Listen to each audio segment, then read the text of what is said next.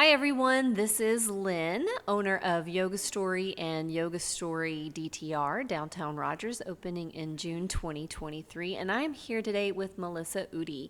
And Melissa is going to be heading up our prenatal program here at Yoga Story in Bentonville starting in May. And then she'll be also heading up our prenatal program over at the downtown Rogers location as well in June. So we wanted to interview Melissa to kind of get you guys familiar with her and understand everything that she has to offer. Hi, Melissa. Thanks for being on today. Hi everyone. I'm so happy to be here and just be able to share with you this passion of mine and how I hope to impact mothers and families through prenatal yoga. Yeah. And you've got a long list of credentials behind your name. So why don't you just go through each one and then we can just discuss them and what they mean. Perfect. Yeah. So I am a birth and a postpartum doula. I have been for a little over 2 years. Those are two separate certifications, so kind of two separate trainings, if you will. And then I am a yoga teacher. I did my yoga teacher training here at Yoga Story in, 2022, early 2022. And it was absolutely transformational. So pretty astounded that I get to head this program just a year later and just be a part of this amazing space that has helped me heal so much. I'm also an indigenous lactation counselor. And then the last one I always forget to mention, I have a Bachelor's of Science in Public Health. Yeah. So the doula, so we all usually hear about the prenatal doula, the services that a doula will offer through prenatal and through birth, but kind of talk a little bit about the postpartum doula portion of what you do. Yeah. So postpartum doula work looks like so many different things. Really just, it all depends on how your birth went. If it went pretty smoothly, pretty well. Usually a family needs help with, things that they would normally be doing if they weren't taking care of a baby. So meal prepping, cleaning the house, sibling care, running errands, just all of those things I fill in so that that family can have that time with their baby. If a birth kind of went, not as expected or just not as well, and a family maybe is a little more overwhelmed, I can help with a whole other slew of things. So really just dismantling a birth story if they need help processing with that. Anything from talking about newborn behavior, newborn cues, hunger cues, helping with breastfeeding, with lactation support. Those two marry really well together with the postpartum help and the lactation help.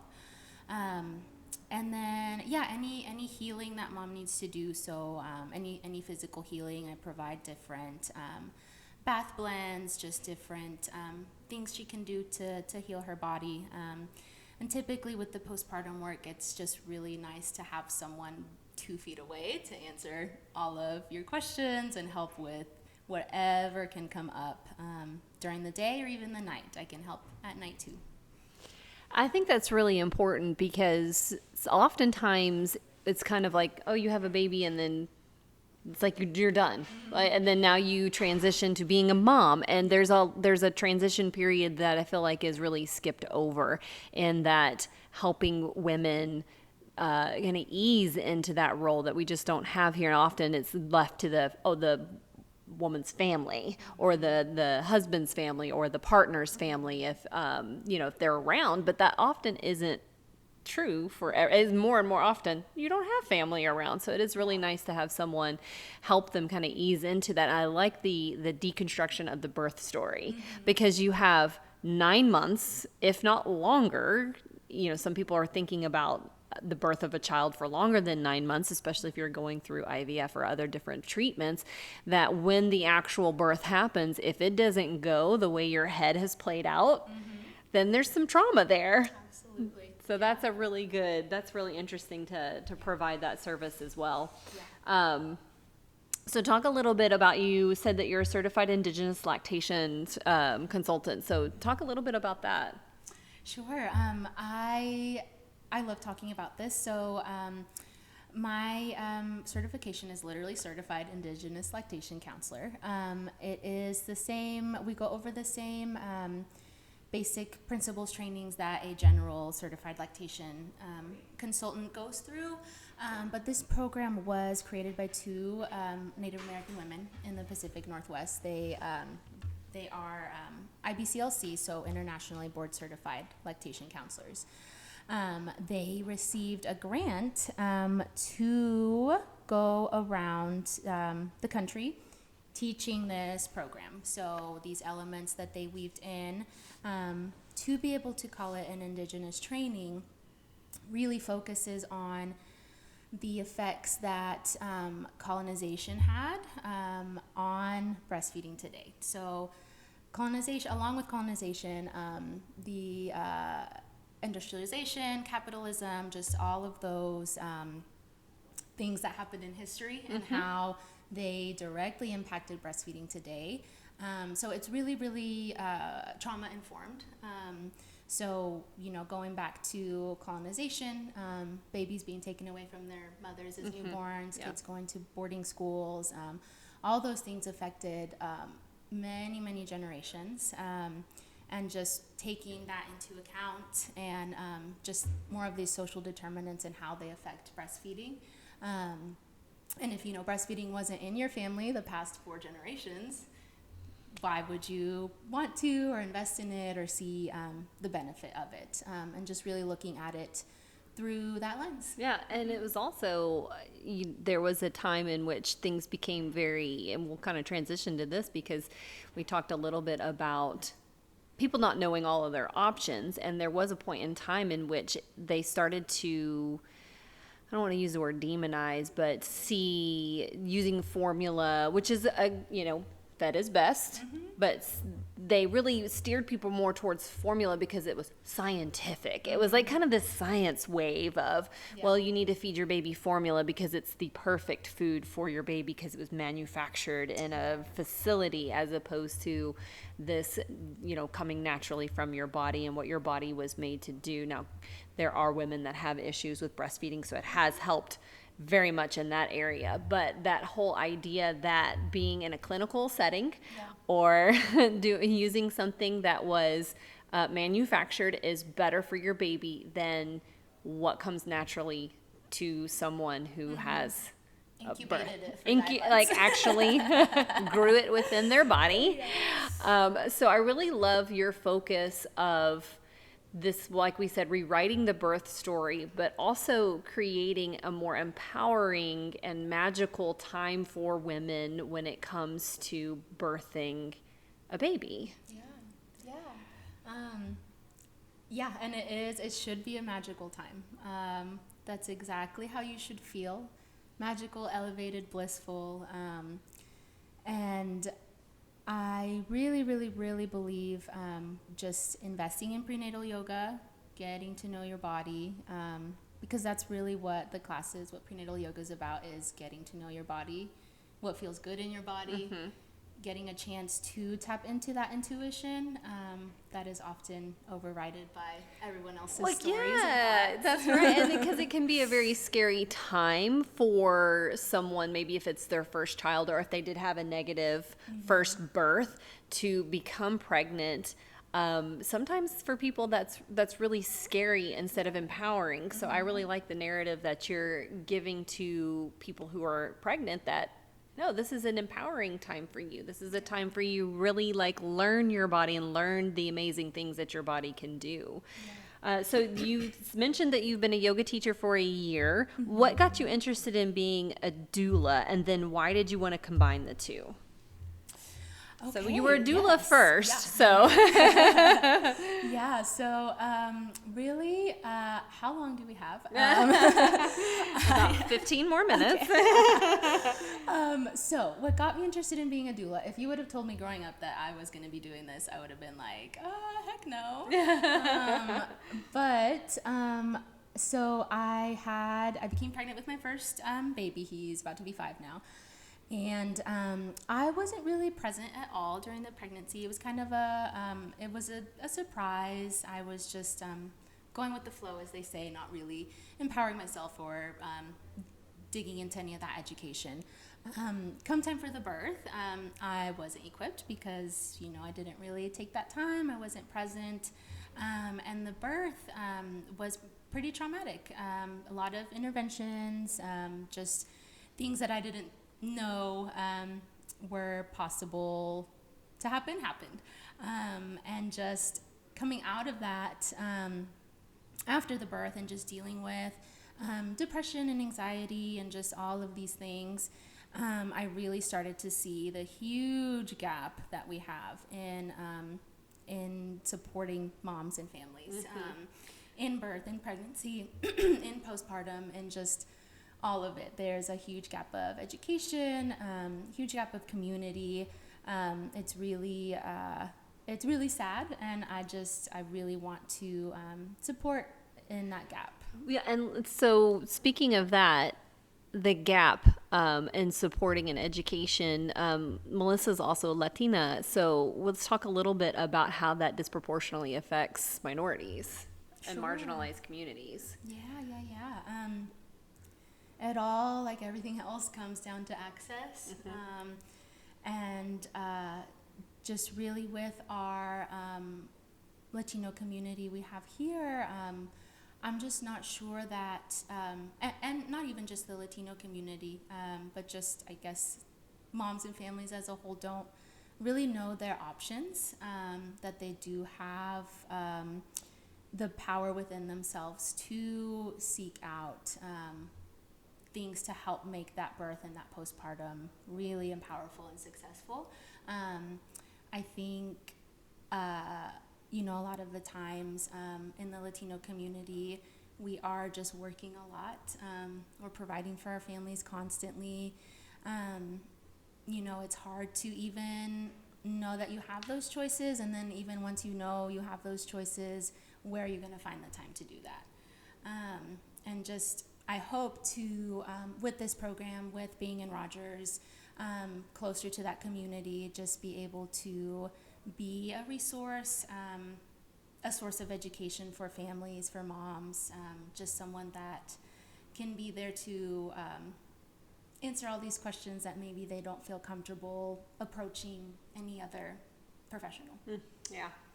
So why did you want to combine your two loves of being a doula and yoga? Yeah. So in my yoga teacher training, I was pregnant. Right.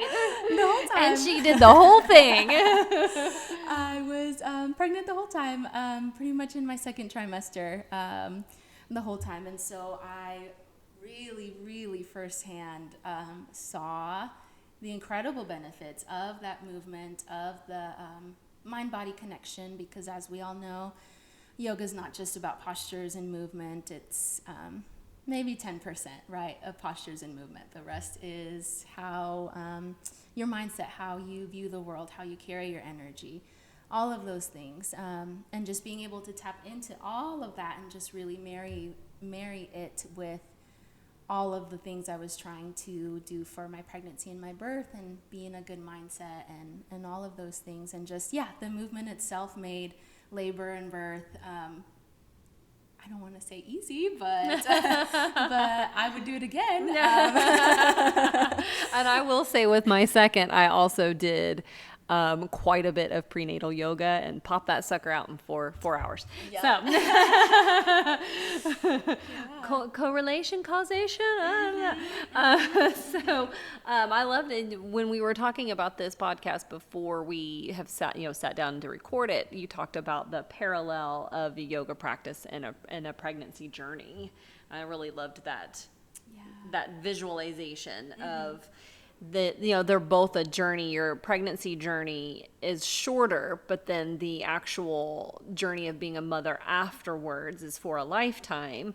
And so having that support of not only yoga through, specifically for the prenatal aspect, and then yoga for the mental and emotional balance that you need as a mother. I really loved that visualization. Yeah. And I think just being pregnant and doing the teacher training just was, and I think just doing yoga in general while you're pregnant is super empowering, because you can really tap into that strength that you have that maybe you aren't able to see throughout the day. Yeah. So talk a little bit about what people can expect in a prenatal class with Melissa. Yeah. A lot of,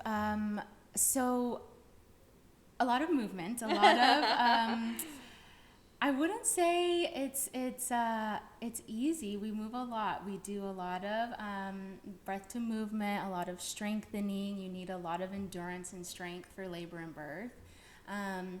But to balance, we do a lot of meditations, winding down at the end, talking about mindset, grounding in that gratitude, learning how to relax, because nobody knows how to relax anymore, as far as just your body relaxing. And sometimes the face. when you're pregnant, that's even extra hard because you can get more and more uncomfortable. Yeah, just practicing that relaxation, along with practicing how to feel a little bit more comfortable in discomfort. So for example, we'll be holding goddess for an extended amount of time, working on relaxing the face, the shoulders, all of that, so you can kind of know what that feels like come time, being able to relax in such an uncomfortable state, and how much that helps. It does. It really, really does. Yeah. And then just really